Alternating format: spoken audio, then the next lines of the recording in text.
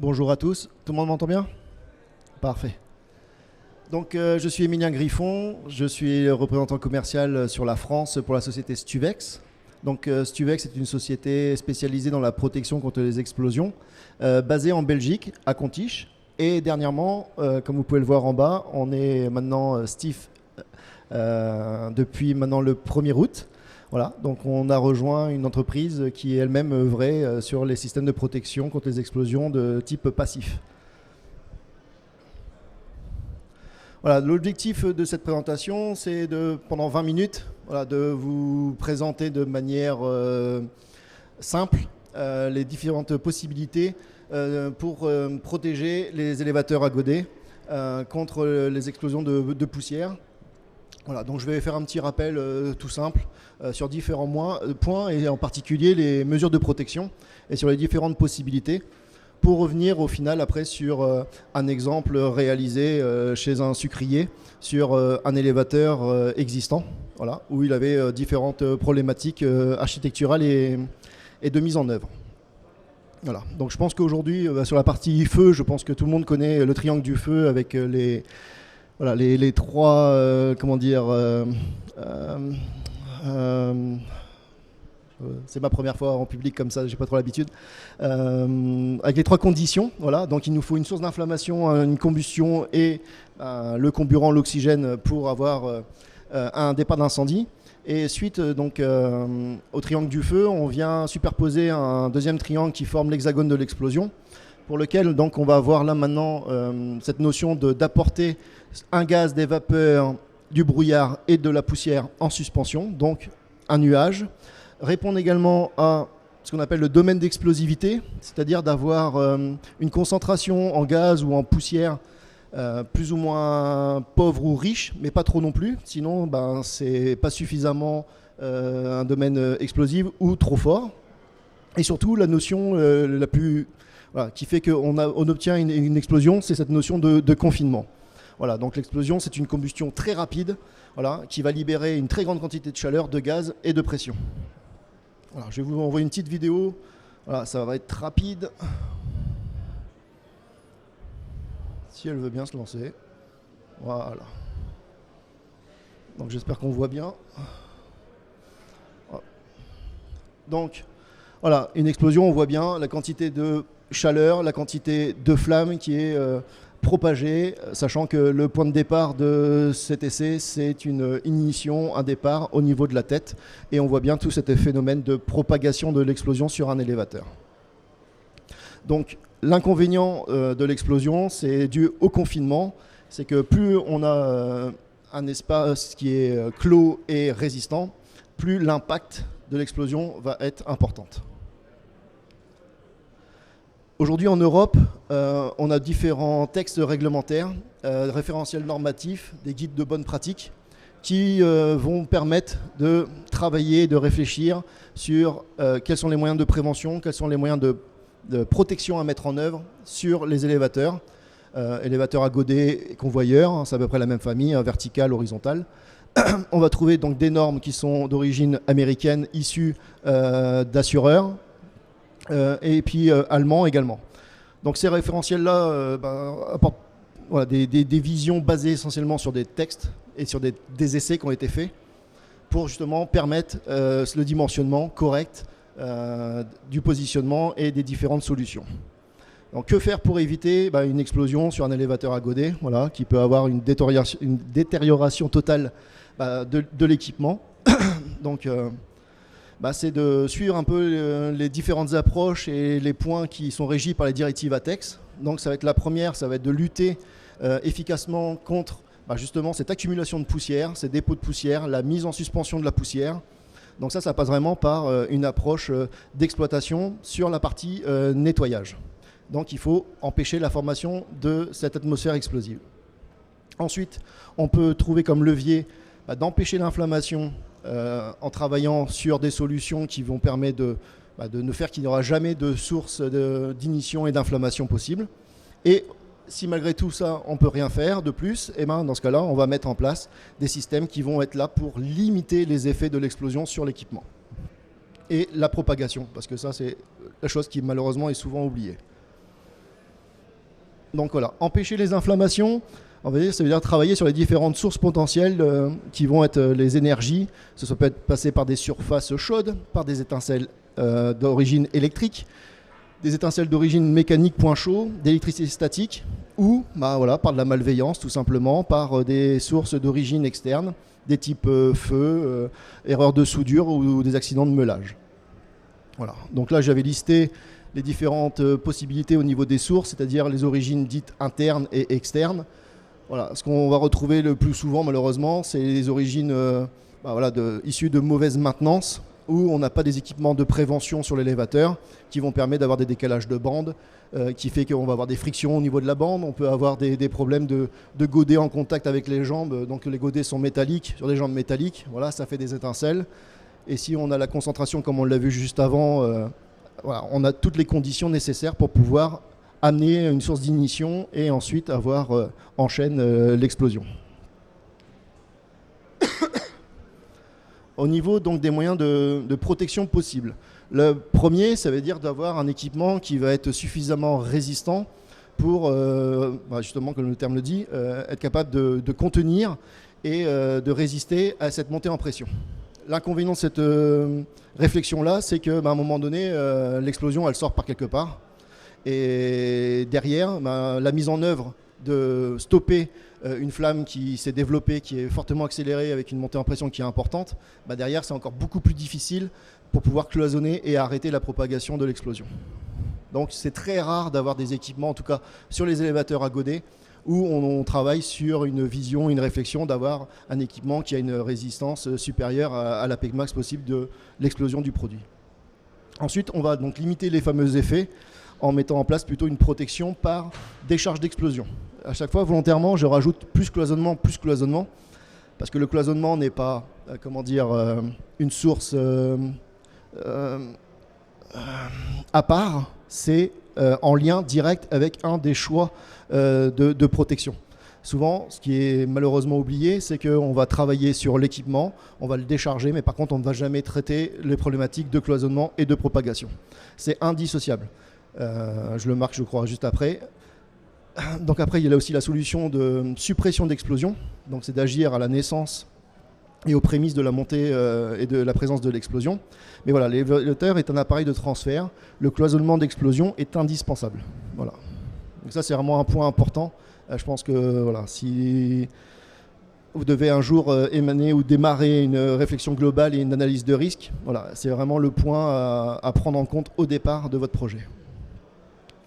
Donc la résistance à l'explosion, on va vite le passer, parce qu'effectivement, on a la possibilité d'avoir les jambes tubulaires qui sont plus résistantes de par nature, de par la forme et de par la qualité de soudure de l'équipement, et mécaniquement d'avoir une meilleure résistance. Mais par contre, ça va créer autour des godets plus d'espace, donc ça va apporter d'autres contraintes et ça va favoriser en fait la propagation de la flamme et la montée en pression de l'explosion. Donc là, c'est pour ça, c'est analyse de danger spécifique. Donc ça, on peut s'orienter vers des entreprises qui sont là pour vous faire des conseils sur ces dangers et quelles sont après les mesures à mettre en œuvre. Sur la partie décharge d'explosion, donc on a des référentiels. Sur ces fameux référentiels qui vont suivre juste après, on va retrouver donc des caractéristiques qui sont nécessaires à identifier et vraiment à lier au projet et à l'orientation de la protection que vous allez retenir. Donc les facteurs qui sont utiles pour définir le nombre des vents et leur position, il va falloir avoir la connaissance de la hauteur de votre élévateur, la hauteur des jambes, la résistance de l'élévateur, l'implantation de l'élévateur si c'est un élévateur qui se trouve en intérieur ou en extérieur de bâtiment, et puis aussi bien connaître et identifier les caractérisations de ces poussières. Donc ça passe par connaître le KST et effectivement après la pérette que vous avez donnée à l'élévateur où vous souhaitez, on va dire, si vous acceptez ou non d'avoir une déformation de votre équipement, une rupture de votre équipement, même si l'équipement va être efficace, mais par contre derrière vous n'allez pas pouvoir forcément redémarrer et pouvoir exploiter à nouveau l'élévateur dans son état. Donc sur ces différentes mesures Et donc sur le guide pratique, qui est pour la France celui qu'on utilise le plus souvent, le CENTR, le 16829, on va retrouver différents types de courbes. Donc sur les montées sur la pérède, c'est-à-dire sur la résistance de l'élévateur, et sur le KST, donc qui est l'indice propre à chaque poussière. Et cet indice va nous permettre de savoir si, en fonction de son KST, combien d'élévateurs, combien d'évents je vais être obligé d'intégrer sur mon élévateur.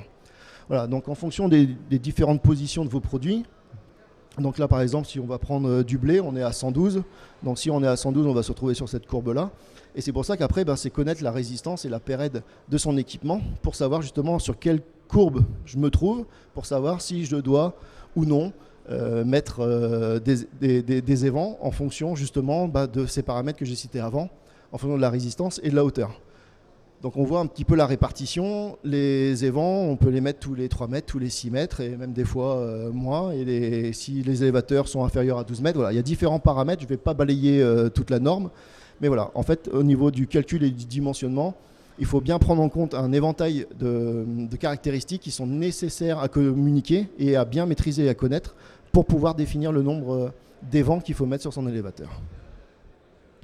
Après, on peut s'appuyer aussi sur d'autres normes, j'ai dit d'origine américaine, la NFPA, qui sont issues des tests et des normes américaines. Voilà. On a quand même des similitudes assez importantes, malgré tout, une cohérence dans les essais qui ont été faits par les différentes instances sur justement les quantités et les nombres d'évents à mettre en place.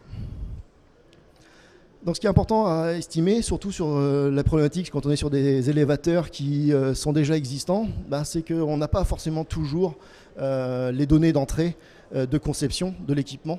Donc à partir de là, si on a une réflexion de vouloir protéger son élévateur parce qu'on a eu un différent audit ou on a fait une nouvelle analyse de risque et qu'on a fait des améliorations sur l'équipement, il faut quand même reprendre tout à zéro pour venir collecter et récupérer ces informations qui sont essentielles. On est capable malgré tout, en fonction des configurations et des types de jambes, en fonction des épaisseurs, en fonction de la matière, si vous utilisez de l'acier doux, si vous utilisez de l'inox, on va être capable de faire des calculs de résistance et faire des estimations de différentes distances par rapport à la limite élastique de l'élévateur et de la jambe, si on va avoir ou non des déformations plastiques importantes, c'est-à-dire qu'on peut avoir des gonflements au niveau des gaines et des jambes, sans pour autant qu'on ait des ruptures, sans pour autant que votre système ne pourra pas refonctionner après, mais on va quand même avoir des dommages sur les élévateurs. Sur les élévateurs, après, pour renforcer et mettre justement moins d'évents, on met aussi, on peut donc suite à ces calculs de redimensionnement et de calculs de résistance, on peut adapter du correctif et ajouter des renforts. Voilà, donc là je vous ai mis des exemples de renforts qui peuvent être mis avec des tiges filetées, avec des ailes, ça peut être des plats qui font tout le tour. Voilà, il y en a qui peuvent être nécessaires d'être mis tous les 40 ou 50 cm, d'autres tous les 1 mètre. Donc ça c'est à nouveau sur la base de ces calculs qui vont nous permettre d'augmenter et de permettre aux jambes de l'élévateur de résister en cas d'explosion et en cas de mise en place du système de protection. Donc pour réaliser tout ça, nous aujourd'hui, Stuvex, on collabore avec une société qui est jumelle parce que ISMA est également en Belgique.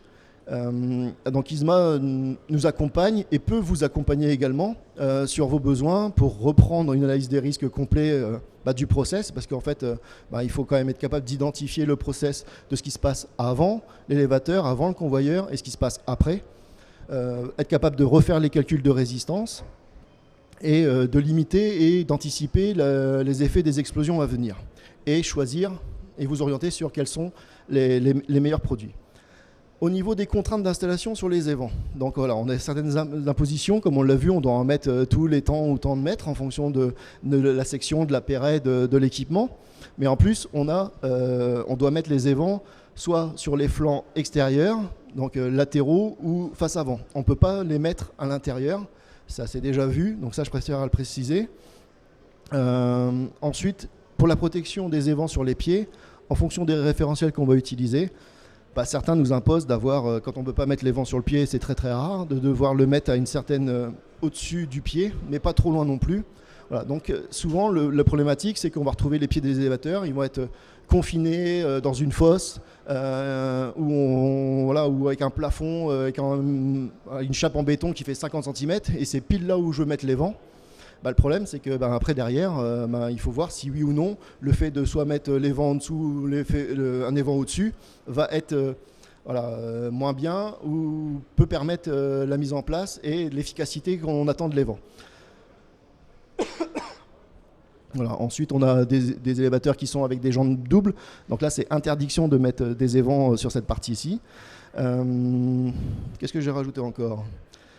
Faire les calculs de surface, voilà. Des fois il y a des erreurs, on n'utilise pas les bons référentiels, du coup malheureusement on se pénalise et puis surtout c'est que ce n'est pas viable.